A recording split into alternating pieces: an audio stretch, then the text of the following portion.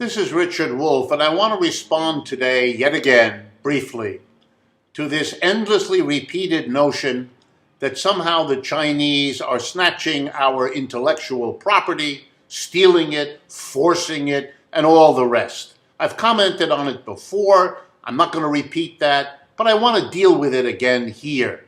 And there are two reasons. Number one, trade wars have a nasty habit of becoming military wars, killing large numbers of people, and that's a tragedy we need to avoid. It's happened twice in the 20th century. World Wars I and II were heavily shaped by economic conflicts, trade wars, investment wars, and so on among the combatants in the war. That cannot be allowed to happen again. Much of the history since then has been an effort to do that. And it is simply moving in that direction to ratchet up the rhetoric around a trade war by claiming the other side is cheating, is stealing, and all the other childishnesses that pass for commentary these days. And the second reason I want to oppose it is there's more than a hint of racism here, some kind of idea that the Chinese people and the Chinese culture couldn't on its own develop science and technology and has to rely upon stealing from the West in general and the US in particular. That is really offensive material and should not be taken seriously. Let me explain.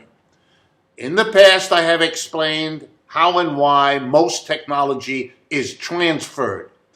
People who know anything about technology and science know that it develops unevenly.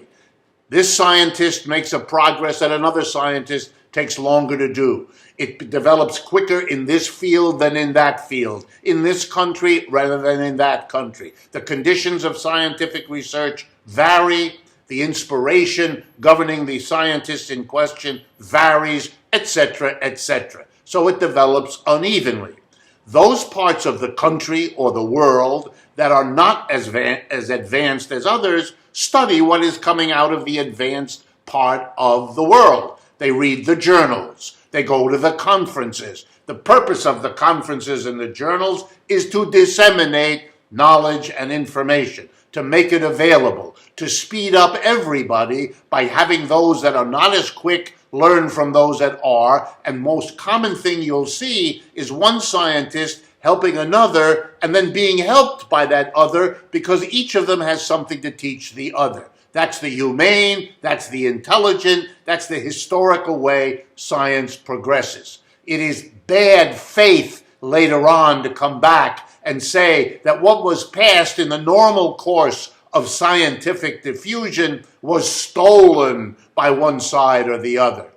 No one forced the American companies that went to China in the last 30 years, cutting deals to get access to Chinese cheap labor and to get access to the Chinese market, which is one of the fastest growing markets in the world. No one forced the American companies that wanted those things to go there. The deal the Chinese made with them is, where we are behind you technologically, that's something you can give us. And what we will give you in exchange is low-wage labor, very disciplined, and access to a rapidly growing market. American corporations made that deal because it was profitable for them to do so.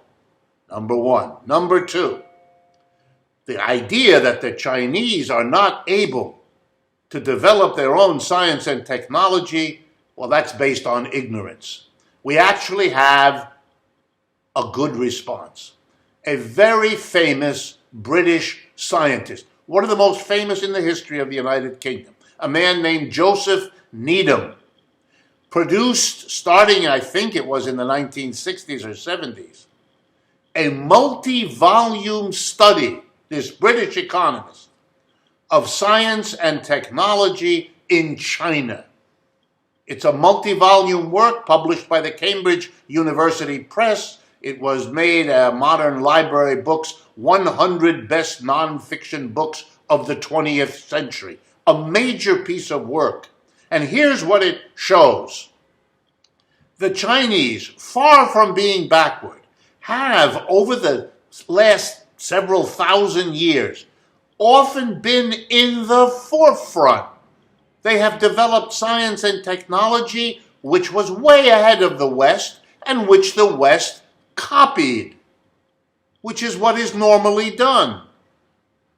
In recent times, the Chinese economy was a quasi-colony. It never was a full colony, but after the Boxer Rebellion, particularly, before that in the 19th and afterwards in the 20th century, China was under the thumb of a number of Western countries, and its science and technology didn't keep up with some advances in the West, which they are now copying and learning from, just as the West learned from them.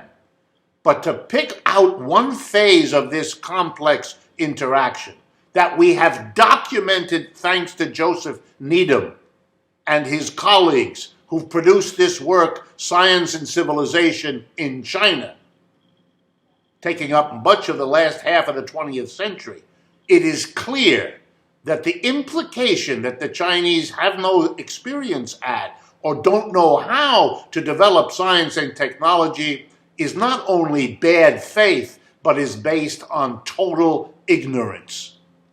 We are not going to win some technological race. That's not how it works.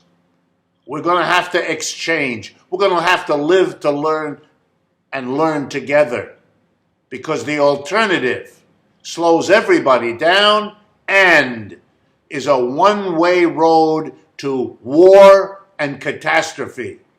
Shame on those who argue for that road, who take the cheap shot of calling thievery what has been a long tradition of scientific development, just as proudly accomplished in China as anywhere else. And this has nothing to do with endorsing the current Chinese regime or being without criticisms, neither of which come from us. But you have to call it what it is in the face of this crude, warlike level of accusations that are simply wrong.